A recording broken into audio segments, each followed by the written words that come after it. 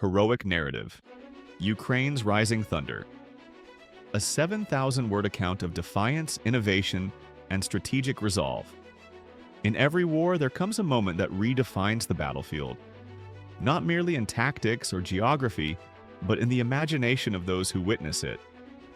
On the night of May 3, 2025, such a moment came like a thunderclap over the waters of the Black Sea. A Russian Su-30 fighter jet, the pride of an empire, was torn from the sky not by another aircraft but by a small, uncrewed sea vessel operated by Ukrainian forces. This was no ordinary vessel. It was a marine drone, lightly built, deceptively quiet but armed with a weapon that once soared through the skies. The R-73 air-to-air missile, now reborn as a sea-launched Predator.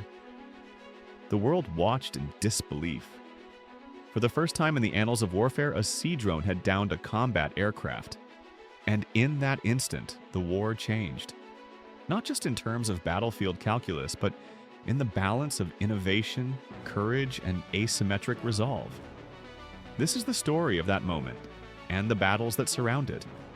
It is the tale of Ukraine's technological audacity, of its refusal to surrender, and of a nation that, though smaller and heavily outgunned, has made the impossible its everyday mission.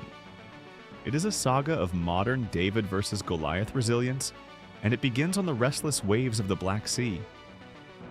At precisely 2:14 a.m. on May 3rd, radar operators in southern Ukraine recorded the downing of a hostile aircraft. Confirmation came minutes later. A Russian Su-30 had been destroyed over the Black Sea, approximately 50 kilometers from the coast. What stunned defense experts was not the fact of the shootdown, but the method. According to multiple sources, the jet had been hit by a P-73 missile launched from a Ukrainian marine drone of the Mura 5 series. The implications were monumental. Previously, drones, both aerial and naval, had been relegated to reconnaissance, surveillance, and asymmetric attacks against surface targets. The idea that a sea-based drone could carry and effectively deploy an air-to-air missile was both novel and audacious. The Mura V5, which had entered limited service in 2024, had already made headlines for being equipped with Soviet-era P-73 missiles, adapted to new launch systems. Until now, however, those missiles had never been used in live combat against an aircraft. That changed on May 3rd. The R-73, also known by its NATO designation AA-11 Archer, was designed for close-range air-to-air combat. It locks onto the infrared signature of enemy aircraft and strikes with high precision. Converting such a missile to function as a surface-to-air weapon required immense engineering ingenuity, especially when launched from a moving sea platform. Ukraine had not only engineered this transformation, it had deployed it, field-tested it, and now wielded it to historic effect. Since the full-scale invasion in 2022, Ukraine has rewritten the rulebook of modern warfare.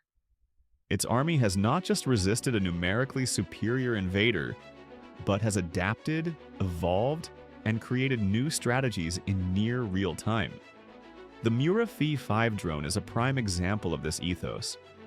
Initially developed as an autonomous surface reconnaissance platform, the Mura V5 was reimagined by Ukraine's Defense Technology Agency, DTA, as an offensive weapon system.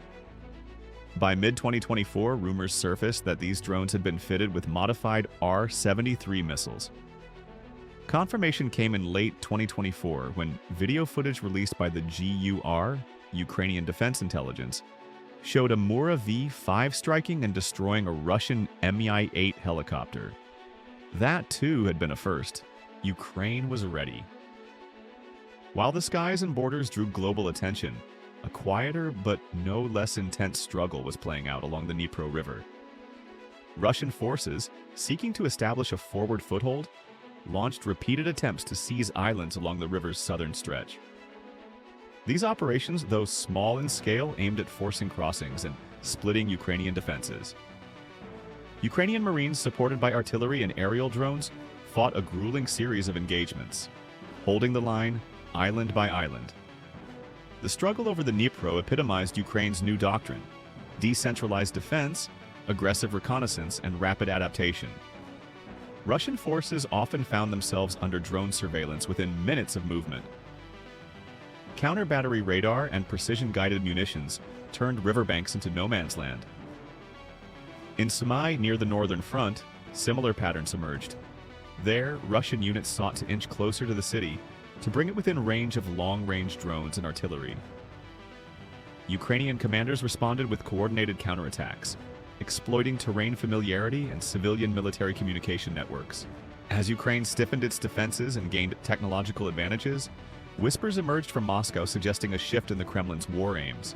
According to classified reports reviewed by Western intelligence, Putin may have accepted that total conquest of Ukraine was unachievable in the near term.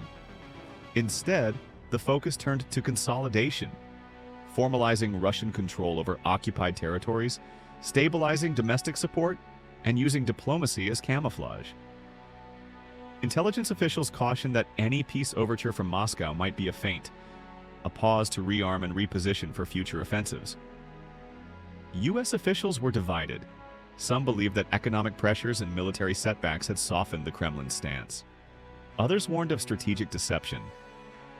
A senior NATO intelligence officer put it succinctly: "Putin is thinking about what he can sell as a victory today so he can fight again tomorrow."